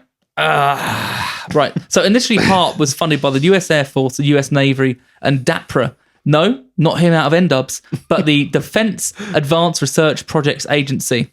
They're going to come up in the next episode. Ah. What, N-dubs? No, DAPRA. No. Nice. No. And they've got project in the title. God, that sounds like something I should write down. So they're responsible essentially for the use of emerging technologies in the military. So they kind of try and ensure that the US military, I always say, is about 20, 30 years ahead of all of its rivals. So as you can imagine, in a country where people don't believe they landed on the moon and that 9/11 was caused by internal explosion with the building, despite thousands of people on the ground seeing two planes crash into the towers and video evidence, they... Yeah. So obviously, you know what? You know, Alid doesn't believe in 9/11. Our friend from university. What? At all? No. He believes it was all an internal conspiracy within the US government to raid Iraq. I mean, they used it as an excuse to invade Iraq. But I mean, like, there's a lot of still that. happened. I mean, surely there's easier ways of justifying war of Iraq than crashing two towers. And first they're going for Afghanistan as well. Yeah. Silly people. I've got in brackets, invite everyone to riff off of Alid. Oh, okay. Oh, good idea. I love Alid. Go on. Yeah. He's going a bit grey, isn't he? Did you notice that my 30th? Yeah. He was aware of it. Yeah. He's in his 30s now, you know. Yeah. I've heard once you reach that stage, you're basically on the final way you know out. what? Now the red hair makes sense, Lewis. I'll see what they're doing. Well, the thing is, I see right through it. I used to be it's transparent. Well, the thing is, I used to be young, dumb, and full of cum, and now I'm just dumb. Where do the Well, cum we go? can change some of that. Oh no! Play the music. Wow! Wow! Is that your harp? Or are you just happy to see me? Wow. So what does this harp do then? So over the last 20... So basically what it does, it heats up a small section of the ionosphere and then it reads essentially whatever happens to that. So it's basically used as kind of an atmospheric testing facility. But over the last 20 years, HARP has been blamed for thunderstorms in Iran, Pakistan, Haiti, Turkey, Greece, the Philippines, a series of major power outages across the Middle East. It's been alleged to have been involved in the downing of the TWA Flight 800, the Gulf War Syndrome, and chronic fatigue. That was Sam Marie rewinded there for the people listening. And the chronic fatigue syndrome, otherwise known as ME. Oh. People are just a bit knackered and that. Known as you. Yeah. I'm pretty knackered at the moment, to be honest. So, Nick, I've even tried to read this name before. Begitch. Nick Bubagitch Jr. Nick Bagitch Gabitch Bubba Gubba. Nick Mitch Bagitch Bubba Gubba Jr. Yep, it's lovely. In his book, Angels Don't Play This Harp, you have to say, is a fantastic. That is a great, fantastic book title. Angels Don't Play This Harp. That sounds Are you also buying it now, Lewis? that sounds like a really like crap like Leona Lewis track from like the mid 2000s. Yeah. Angels don't play this harp. You broke my heart, but you don't play my harp. Lewis, are you going to read out his surname as well? I'm going to try. Baba Gabba. Nick Baba Bagitch. Harp was also, I know that I'm reading this, was the title of Muse's live album in like 2004. Wow. Oh, brilliant. Muse. They're so good. They were good Muse? back then. What are you talking about? Did he still have that shit hair like a hedgehog? No, he's always had that shit hair like a hedgehog. What's his name? Matt Bellamy. Matt Hedgehog. Matt Bellamy. Hedgehog, yeah. Oh, it didn't come up. What? Come on. Begin. Angels don't play this harp. Oh, God. He's taking his time, isn't he? Yeah. Begin. Author Nick Bagitch. Hey, Nick Bagitch here. He shortened it based on... It was too long to fit on the front page, so he took half of it out. Bagitch boner. Bibagitch. Yeah. Anyway. I mean, he's still Bagitch. alive, so Nick Bagitch. Perfect. maybe we can get him on the show. Yeah, should we call him up now? Should I? Oh. Hello. Sorry, Greta. Wrong number. Here he is. Oh, zoom in a bit. He doesn't look mental like they normally do. I don't know. Let's have another look. Come on. Ooh. Nick Mubbitch, more like. Yeah. So, basically, in his book, Angels Don't Play This Harp, Yeah. he claims that it can disrupt human mental processes, so it can interrupt your brainwaves, make you do things crazy like you don't want to do. I don't know, like Listen to this podcast. yeah, very I was good. going to say, like, invite Kane onto the podcast. Yeah, both. Fair play. Only one of your oldest, dearest friends, both of you. Get on with it. Okay, so basically, jam global communication 7, change weather patterns over large areas, Oh, yeah. interfere with wildlife migration patterns. Because you know what the US Navy want to do? They want to stop bloody geese. You want to get a load of birds in. That's Yeah. what- I don't know where we turned into the lad podcast. We always Just have been. Yeah. Always have been. It's that meme, isn't it, where it zooms out and it's the guy with the gun. How long have we been the Lad podcast for? I mean, Always we're have on like been. episode like 110 or something. We've only had one episode with a female person on. We're lads. We're lads. Yeah, even all the radioactive snakes are male. They've got huge dicks. Do you reckon the Hulk's got a radioactive snake? Yeah, Oh, probably. yeah. Snaking around all over the place. Yeah. Someone just left the planet Earth. Bye. So anyway. Right, so there are some coincidences that many point to as an example of the power of this radar. Hart was recently transmitting and testing the ionosphere in February this year. Oh, no. Very shortly afterwards, there was a 7.8 magnitude earthquake in Turkey. Coincidence? Oh, yeah, there was, wasn't there? I'll let you be the judge. Coincidence. There was. I mean, also, maybe not, but... I also heard about a HARP doing their thing on March the 19th of 2022, and then mysteriously the next day I spent £150 on a lava lamp on Amazon. I don't think I intended to do that. Coincidence? The same thing happened to me, bro. The other day, right, I wet the bed and I looked up. They hadn't actually been testing it yet, but I think that's why, because I was so used to them testing it that my bladder, the frequency of my bladder, Yeah, it vibrated just, what is it, resonant frequency, all that? exactly like brown Yeah. noise. Yeah, This makes yellow sense. noise. That's how a lot of people refer to this episode of this podcast. Yeah, what do they call it, brown noise? Yeah. It's not like you, Lovely. that sounds like you're having a really nice sandwich. So it's brown noise. So now I want to bring this all together with a little story. Oh. Oh. So let me paint the picture. A Tory government on its arse, Russia at war, Mission Impossible playing at the cinema. Oh. No, it's not 2020 bloody through. It's 1996. Oh, I like what you've done there. Yes. Whilst I don't want to good. give our ages away, it's safe to say none of us remember much about that year. You don't want to give our ages away. Early this episode, you were like, I turned 30 Yes. last week. Hey, So maybe you've ruined the punchline, Lewis. I hope you're happy. Oh, no. So anyway, I'd be very surprised if anyone here remembers the shooting down of 2 humanitarian planes just over Cuba in the February of that year. No. Maybe. So at the time, Yeah, I think I've got.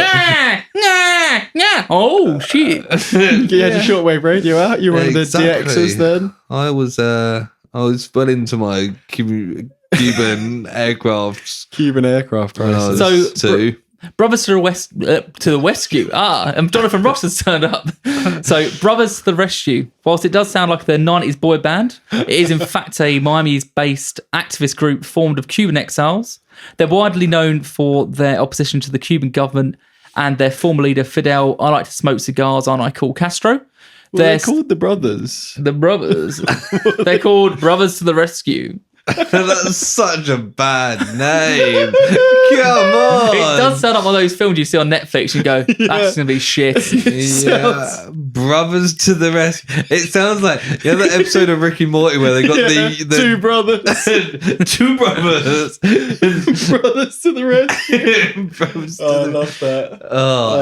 if I am ever with one of my brothers and we do something heroic, then I guess I'll be part of the Cuban American diaspora in Miami. Yeah, Brothers to the rescue. Brothers to the Rescue.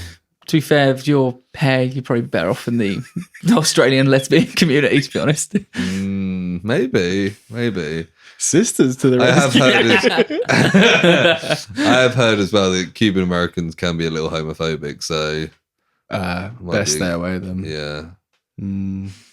But anyway, what did these brothers rescue? Not to exclude a huge portion of our listenership, but Yeah. There are dozens of people that are turning off right now. So their stated mission was to assist and rescue raft refugees emigrating from Cuba and to support the Cuban people to free themselves from dictatorship using non-active violence. That's what it said on Wikipedia. I mean, on my detailed notes. non-active violence. Yeah. So just like inactive violence. They just look really threatening from the border. They sit there Subtle and violence. trip people over as they walk past. So whilst patrolling the Florida Straits, their rescue their rescue planes, painted in white with the Cuban flag on their wings, soared through the clear blue sky. Unbeknownst to them, Cuban intelligence had been closely monitoring their activities. Havana perceived Brothers to the Rescue as provocateurs infiltrating their airspace and encouraging defection through the power of dance. No. As the pilots scanned the horizon for distressed refugees, a squadron of Cuban MiG fighter jets suddenly appeared. Without warning, they unleashed a hail of gunfire, downing 2 of the brothers. The world-watching shot... I don't know, I paused there. I accidentally put a space. I put 3 spaces. 2 of the brothers. You just have to carry on. Yeah. I just thought about something completely different. So the world watching shock as the tragedy unfolded over the shimmering waters.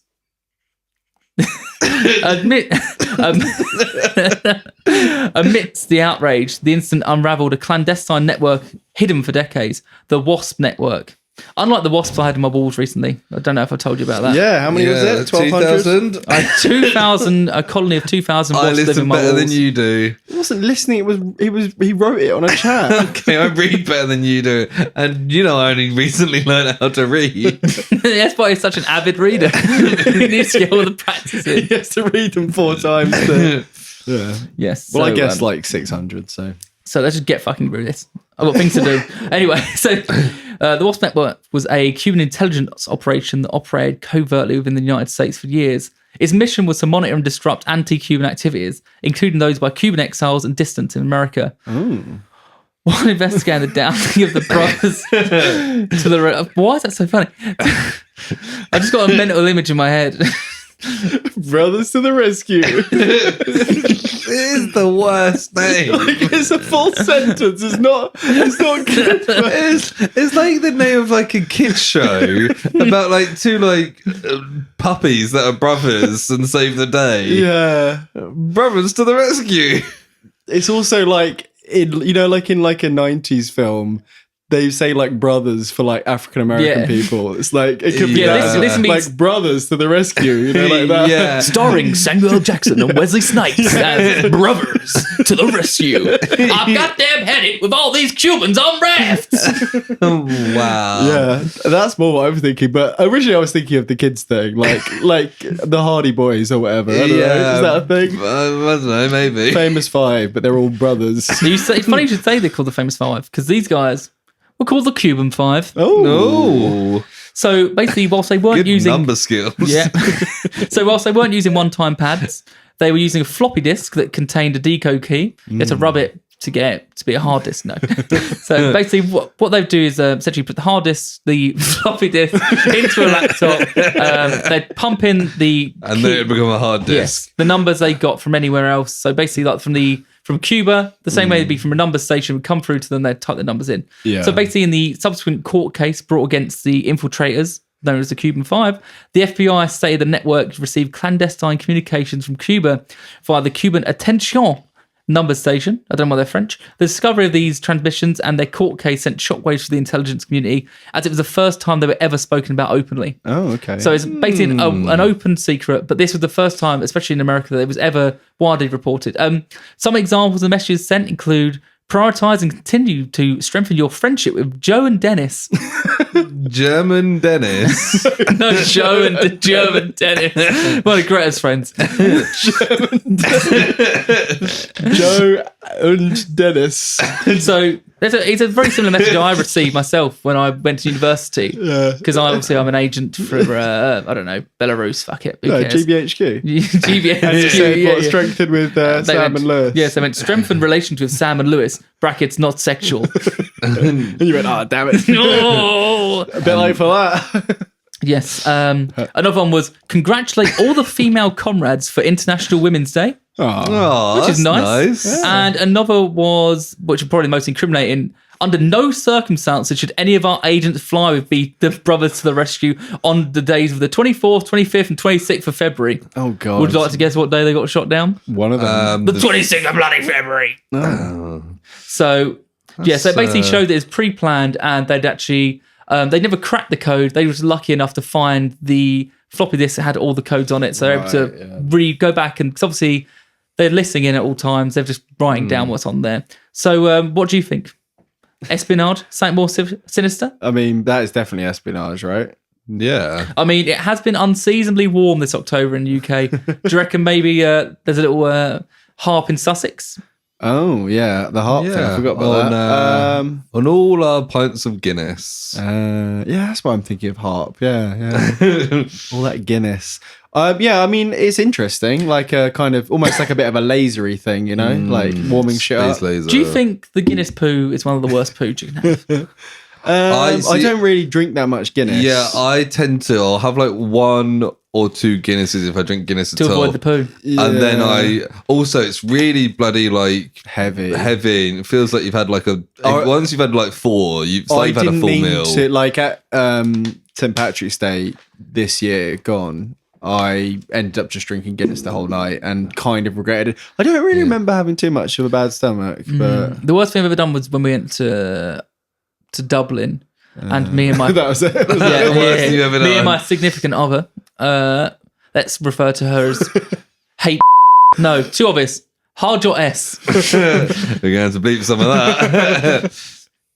Do you have to go back and bleep a lot of stuff? Yeah. I will this time. So my good friend Lewis and Sam, I'm so happy to be More here. bleeps in this episode than the first 100 and That's whatever fine. episodes. Well, it might be out a little bit late.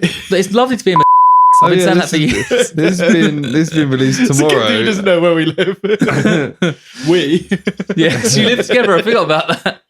Where the studios. But that is lots of extra effort you're making Sam do for something that needs to be done That's right. I tonight. mean, it's all in one go. Yeah. Yeah. Or is it? If I snuck a few bits in. He's put in like some little buzzing and somebody counting in the background. So I believe you now move on to personal projects. Oh, you finished? Yes. Okay, cool. Oh, it was very Yeah, interesting. thank you. Yeah. It's one of those weird things where it's like, oh, this is weird. Yeah. And I'm sure these DXs. I'm sure the dozens of listeners that are still with us enjoyed it. Didn't you guys? Yes. Yeah, for sure. But yeah, it was cool. Like, I like the idea of the number stations. I didn't really know anything about them, but I think it's the kind of thing that you feel like would be in more fictional things. Like, there's a thing in Lost. I wasn't going to mention that. Often things come back to us. They every episode apparently. they got a radio off the island, and there's an ongoing looped message in French that means they can't do anything. And I don't know. now there's a bomber. I don't know if you could hear that on the recording, but there was a very sinister kind of moan that went across the sky. So they're on to you, Kane, unfortunately. You probably won't get home. It's a fascinating concept, isn't it? I guess it's one of those things as well that Lost or number stations. There's number stations as well, because there's only really in human history a set period of time in which these would have been set up and done would have been, let's face it, the 20th century.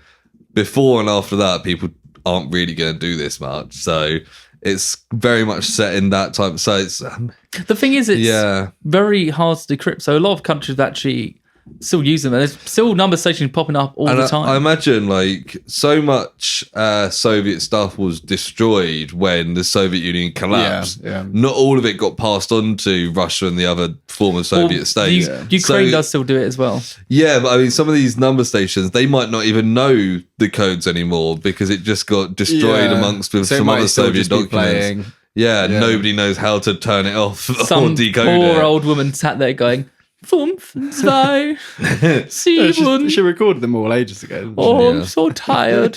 Close.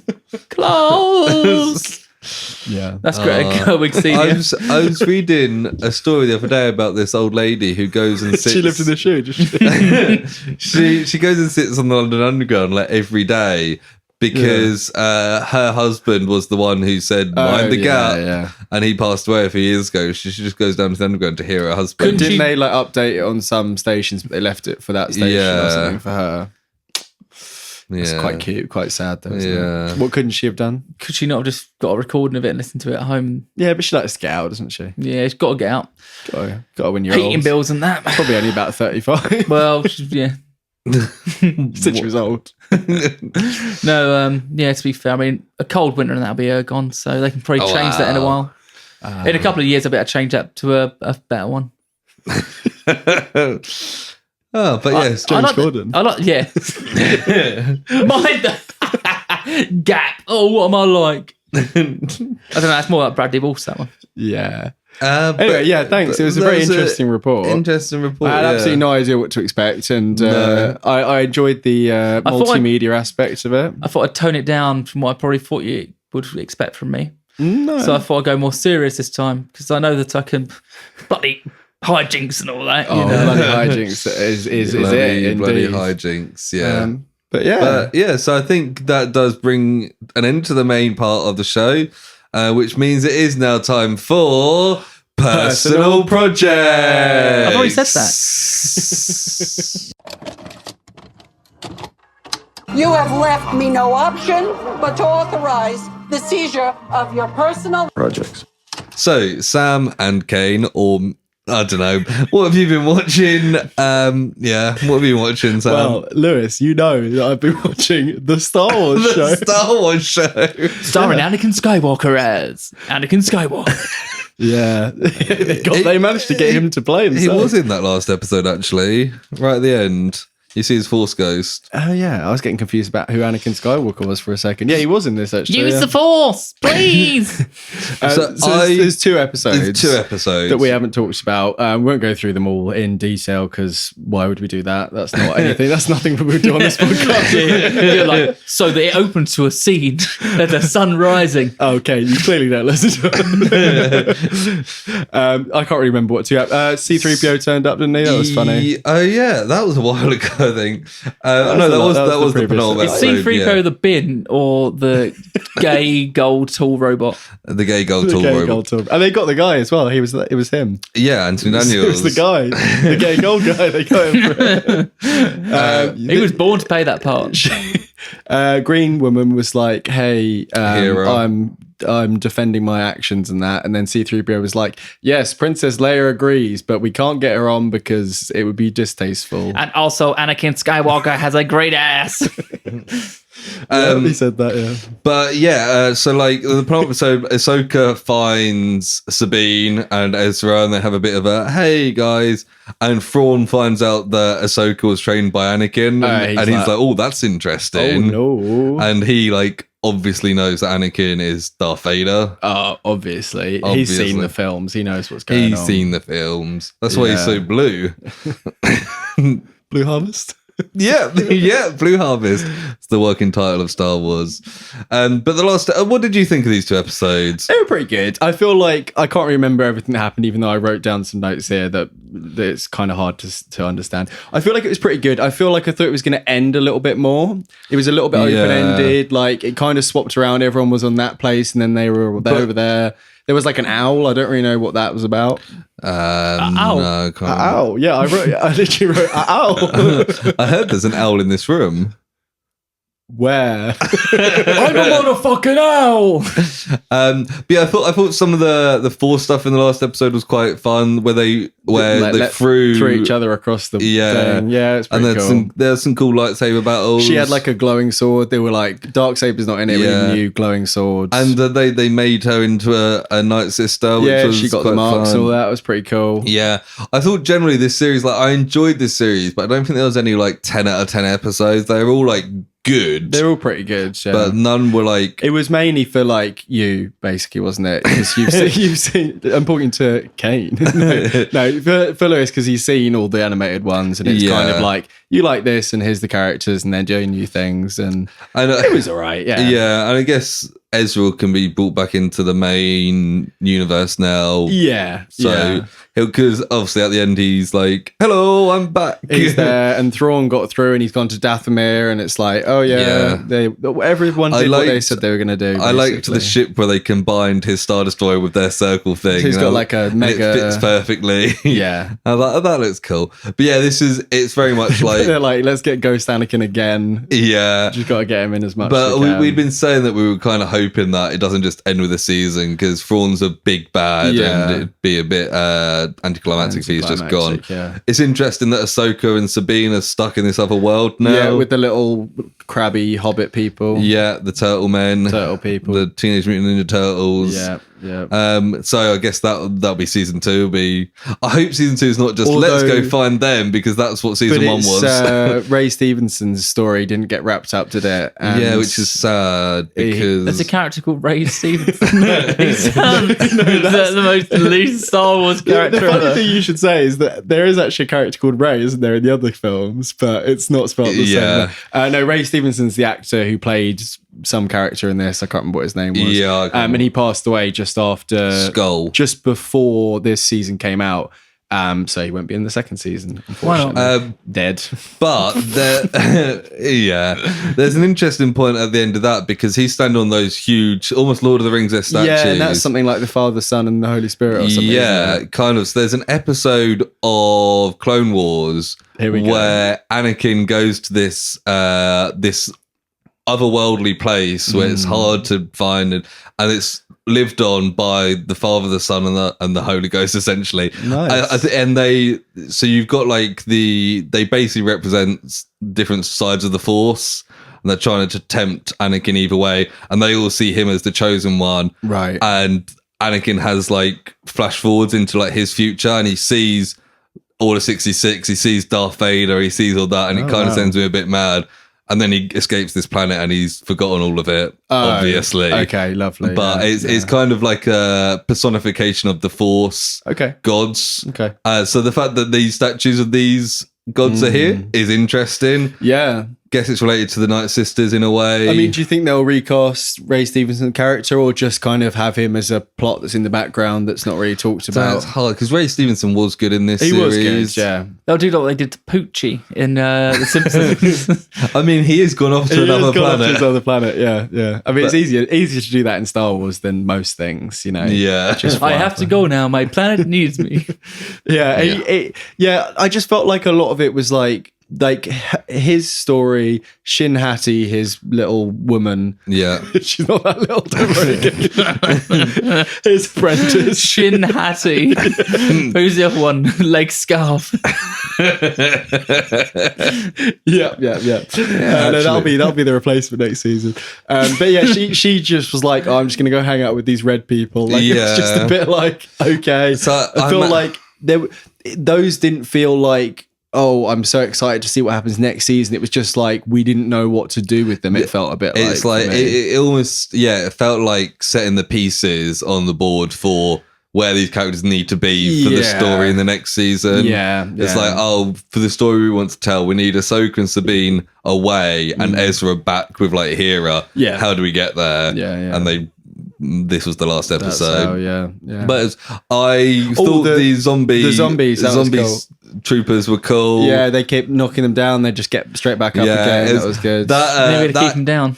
That fight scene, that fight scene was pretty cool. With Sabine, Ezra, and Ahsoka fighting them all, combining to absolutely slaughter these people, and then they just get raised and they get back up. Cool, there was that one cool move where Sabine picked two up and threw them towards Ahsoka, and she just held out her lightsabers and cut them both. And she lost one of her sabers when she was fighting Thingy. That was quite cool. She did, and Sabine seems like well into the Force now. Yeah. So, I've seen lots of headlines like on StarWars.com, they've officially classified her as a Jedi now. And it's like, I didn't know that was a way that things worked, but I guess that's the way that this works now. It's like Disney princesses where, although there's a whole thing in the Disney princess fandom that Elsa and Anna from Frozen aren't technically Disney princesses. They're their own thing because of marketing and branding. Oh. Which is an interesting... They haven't got the brand on their butts. Yeah, they don't get... but yeah, overall, I'm looking forward to the next season. Like the quality, like it was better than some Disney shows. It was better than a lot of them, but it just, I don't think it was for me. It was like... It wasn't as good as like the first two seasons of Mandalorian or Andor, but it was better than like Boba Fett. And season 3 of Mandalorian. Yeah, I'd probably agree. Yeah, so, and obviously it's all building up to this shared thing where they're all going to team up. Then yeah, I'm all for that. We'll look back and be like, oh yeah, that was... Yeah, a bit brilliant. Of fun. Yeah. Like Avengers with Star Wars. Yeah, that's it. That's what's happening. I mean, that's what we think's going to happen. Yeah. I'm sure we're not alone in that. I don't look online. No, I stopped reading online because Star Wars fans are toxic and you get shot on for having an opinion that's not the general opinion. Yeah, as you should, you know. Yeah. But yeah, so that's Ahsoka. Yeah. Kane, what have you been watching? What I'm watching. Or playing or drawing. What I've been watching. You said in our break that you've been watching something new. Yeah, The Slow Decay of Time. Oh. No, yes. but there's this really good TV show I'm watching actually. It's like it's only got 2 cameras. It's on like a reality TV program basically, but it's in a cab. But it's not a real cab, it's a fake cab. I was like, this is going towards the punchline. So I mean, I think What's it's this show called? Fake Taxi. I mean, I don't understand how the guy makes any money. Because it seems every fairy picks up, you're like, okay, she looks like she got a bit of money, nice dress, diamond necklace, and she'll go, I ain't got no money, governor. How am I going to pay you? Bloody hell. And he goes... This is set back in Victorian times. Yeah, and he goes... How do these women pay They go... It's disgusting, Lewis. They sell their bodies to him for... some of them... What, like the kidneys? No. A sexual service. And I'm not joking. Ooh. They probably drive, I'd say, sometimes... He's only driven about 5 minutes down the road. Oh, wow. I mean, surely she could pop in. Yeah. Go, she's like, I need... But he pops in. Like he can pop in, yeah. Yeah, but I mean, it's on like the 58th series now, and I mean, they've run out of plot points. I mean, now it's just... Is it the same driver each time? Yeah, and he always Wow. and then he'll go. He should learn, really. Yeah. His family must be at home starving, going like, Dad, please say you picked up a fare today, a tuppence or something. I'm so hungry, I am. So you say it's set in Victorian time, but it's also reality TV. Yeah, it is. It's really confusing, man. I don't know what's going on. I only say because of the accents and the tuppence, you know. Yeah. I knew that. Is it like that episode of Simpsons where they do the reality show where they're like Victorian era? And I haven't seen that, but yeah, probably. Yeah, from what you said. Yeah, Right, but no, I haven't actually. Oh, watched well, they that. have to pretend they're in it. Like, Yeah. probably. Yeah. Yeah, I haven't actually watched that. But I've been watching the David Beckham documentary of. I've watched episode 1 of that. I thought, it's kind of It's interesting. very, very heavily scripted. It'll be him. He's so wooden. He can't even read his own words in a way that you think.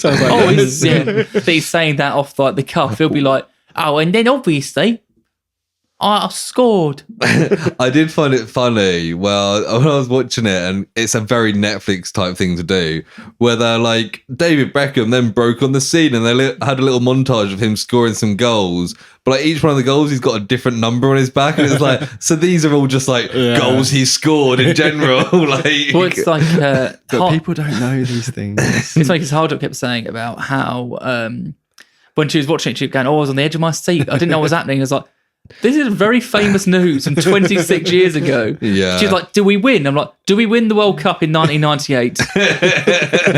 We've won it once, very famously. That would be me. I'd be there Googling, going, oh, what happened next? I wouldn't ask, probably, because I'd be a bit embarrassed. It's quite funny halfway through they glaze over his affair with Rebecca lose. I haven't got to that bit yet. He's going, oh, it's all bollocks.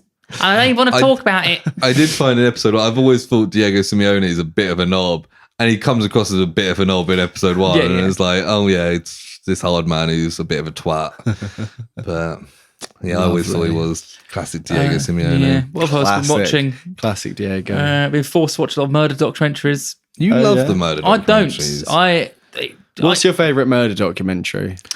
I tell you what we have been watching, and it's got a certain lady called Selena Gomez in it. Oh, yeah. Let's just say there's a couple of fun bags there. Like. Only Murders in the Building. Only Murders? Yeah, it's pretty good. It's Only pretty good. Murders. Christina Only Murders. finished watching that recently. I quite like a bit of Only Murders. I'm on the second season. I've got to say, I didn't love the second season so far. Apparently, the third one's pretty good. Third one is pretty good. I haven't seen any of the third one. I just saw Paul Rudd was in it. He is in it. He plays. Paul Rudd.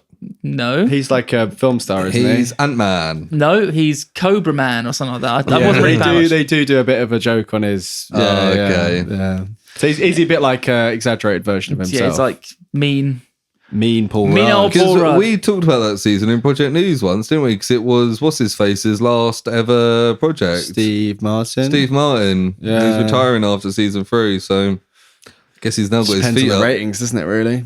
I think it's been rated pretty well, So but they might do season I think all of them wanted to be like, we're going to go do other stuff now. I mean, there's only so many times that you can have a murder in your building and do a podcast about it. You'd move after the third. I think I'll be. To be You fair, don't they're say nice that. apartments, though. They yeah, are, and people stayed in like Midsummer for years when half their population was getting killed every year. Yeah, I couldn't figure out which Midsummer you're talking about there for a I second. haven't seen the film, No. the Florence Pugh film. Yeah, I don't but think the place is called Midsummer in that as well. Do you reckon, like when John Lennon was shot, there, some of the people upstairs thinking, "Brilliant, that's a it's a podcast. yeah, That's a podcast like that. yeah, oh yeah, yeah, shoot him again." Sam, what have you been watching? I apart watched from a Ahsoka? couple of films. When yeah. I was in the throes of fluey delirium, and I watched. Oh yeah, I watched The Haunted Mansion from 2003, and then I watched. Is that Eddie Murphy? That's Eddie Murphy, and then straight after that, in the same day, I watched Haunted Mansion from 2023, Not Eddie Murphy. which is not Eddie Murphy. No, that I heard it was really bad. It's not. It's Lakeith Stanfield is the lead in that, and he's quite good. I like him. He's slightly more. He's still kind of weird and like. Kind of hard to like read, and like his character's not very likable, but he's supposed to be like the main person of this film, and there's like a kid and he's trying to get on with the kid, and it's kind of a slightly different turn for him, but it's got like an ensemble cast. It's like Danny DeVito's in it, Owen Wilson's in it. Wow. There's a couple other people as well, but like it's pretty good. I'd say it's better than the original one. The new one's better than the. I would say so, yeah. I mean, Okay. the original one wasn't that good. No, it's not. I saw that in the cinema, I think with my grandparents. So it would have been like, 10? Not to age me at all, but I think I you can saw figure it that out. when I was younger, and I was like, "This isn't very good." No, it's very like they just move to it. They go to a house to check it out for a lettings thing. They get stuck there. It turns out it's something to do with like the wife looks like the ghost of someone, and they have to try and marry a ghost or something. I hate it when you have to This marry one's a got like a whole ghost. mystery in it. There's like they're trying to figure out like who the person who's haunting them is, and they have to go on like a ghost tour somewhere. It was okay. It was pretty fun. It's on Disney Plus. Do you know that guy who does? Yeah. Speaking of marrying a ghost, you know that what's it? Speaking of marrying a ghost, I want to see where this goes. Queer Eye for the Straight Guy. Who's the?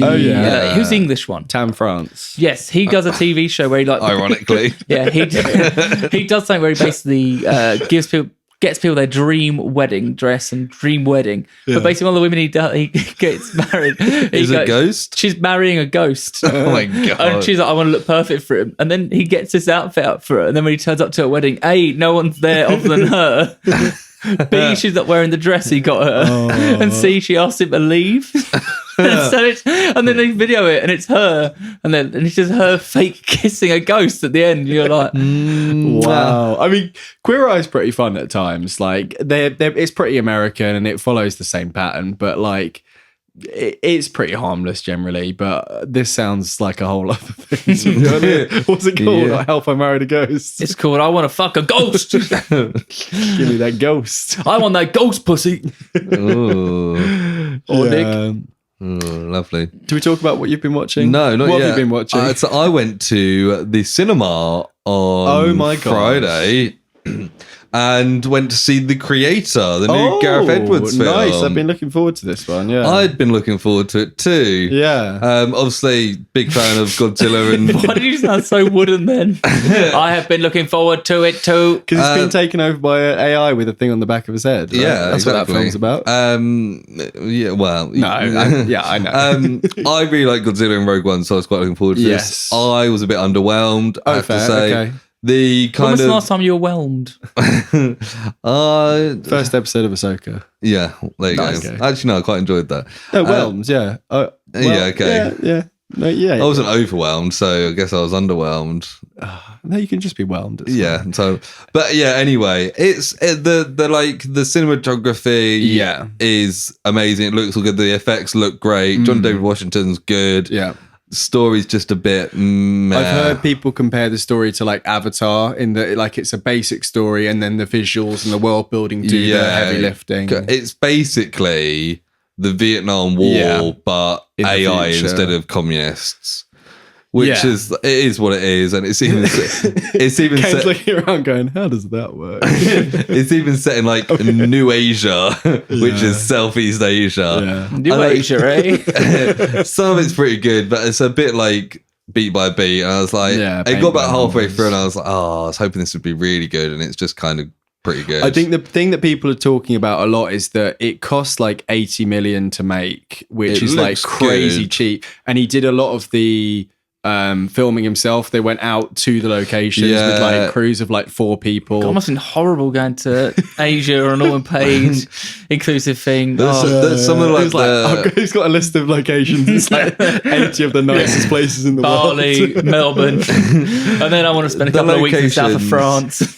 the locations are quite nice, and it gets a bit emotional. It's like, yeah, there's a nice bit of resort right at the end, but I just don't, it's part of the story. The culmination is me and my 2-year-old daughter go to Disneyland Paris for 2 weeks. All It's like, paid. it'll make sense. After the effects are done, it'll make sense. Yeah, but the effects yeah. do look good, and it's a bit well. There's a bit emotional towards the end, but it's kind of like, okay, whatever.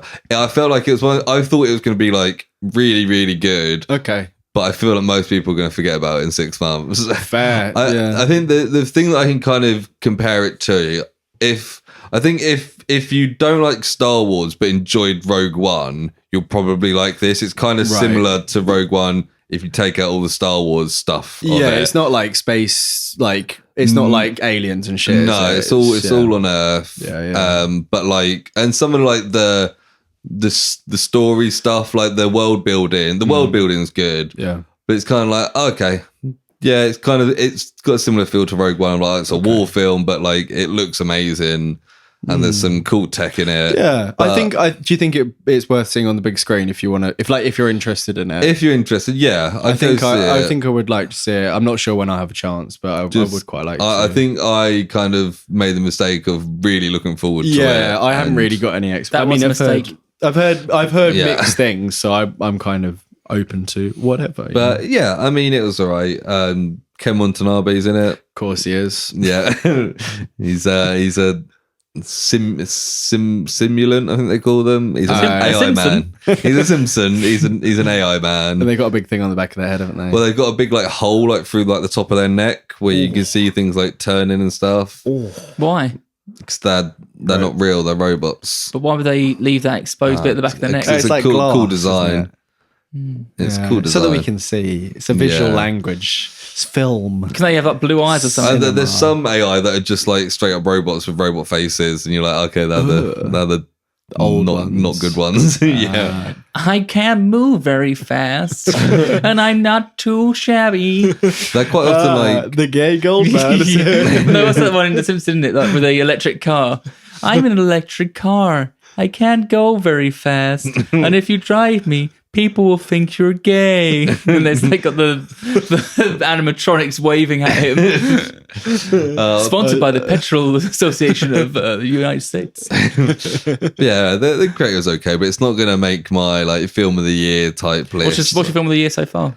I haven't heard that one. John Wick 4. I don't know. I'll have to look back through it. What films I did start making a spreadsheet. Yeah, I started making a list actually. But I will. I'll have to share Sam at some point for our end of year awards. What's yours, Kane, at the moment? Favourite film we've seen this year? Yeah, or favourite film that came out this year. Oh, there you go. You know me, I love the Mission Impossible franchise, and I've just been I'd say Oppenheimer's pretty good. Oppenheimer was pretty good. But I saw it. Sorry if we saw it in Duke of York, and it's on 35, and basically. Halfway through, it just went interval. Oh, really? Okay, and the worst part was at the end, some woman started clapping when the bomb got dropped in Japan. Oh, what? Oh, what? She was when it like exploded. She started clapping, and then she stopped clapping. And I was like, just the one Korean woman there going, "Oh, thank God, got our own back." That is pretty. I'm just trying to see. If I can enjoyed find... Puss in Boots: The Last Wish. I can't find one. That's up there for me. Really good film. That. Yeah, that was okay. I saw Scrapper as well. Oh yeah, what's that? It's basically this man has a cat. No, it's a story set on a council estate in I think it's meant to be in Dagenham, of a girl whose mum dies and a strange father comes to look after her, and it's a heartwarming British comedy, which obviously means it's not very funny, but it's all right. Every time it says it's a heartwarming British comedy drama, you know. I'm not going to laugh once in this. No, they're not normally that. Or they'll have like they put comedy in there. Or they'll be like, "Oh, by gum, me ain't paid me TV license this week," and they'll be like, rapturous applause. Yeah. Oh, is that Jim Broadbent again? He is to die for in that. He's superb. 4 stars, The Guardian. Yeah. On that note, I think it brings us to the end of the show. If you think better of us than The Guardian thinks of that film, you can give us Northern 5 Man stars. You can give us 5 stars on whatever you listen to this on Spotify. It's a good way of telling us that you enjoyed Kane as a co-host this time round. Yeah. As the special reader, special guest. And and it will tell us that maybe we should get Kane to come and do this again. Don't forget to hit the subscribe button and absolutely molest that bell. You know, you got to keep getting the notifications from these guys. Stop telling them to touch their bells. Come on. Yeah, but you can talk to us directly if you want to talk about Kane's performance. Hardjot's always telling me about Kane's performance, and I'd like to come from someone else for once. So how would they do that, Sam? They can send us an email to theprojectpod@gmail.com, or they can find the link tree to our social medias in the episode description. They can. So if you want to recommend any future topics for spooky radio sound things or anything that anything might that's be... got the word project in it, you start to scrape the barrel a little bit at the moment. We've still got loads. The spooky ones were a little bit barrel scraping. Yeah, I did think that when I was doing a little bit of research. I thought I'd go for a bit of an odd one. Yeah. Save you some of the big ones. Nice. I appreciate that. Yeah. But thanks for listening, everyone. Yeah, thank you for doing your report, Kane. Much appreciated. The first bit of homework I've done in 10 years. Wow. And the last. Yeah. The gizzards. And so as Kane slowly dies on the floor there, I will say that I will hear you next week. I'll see you next time. And it's Auf Wiedersehen from old Greta. Bye. Boop.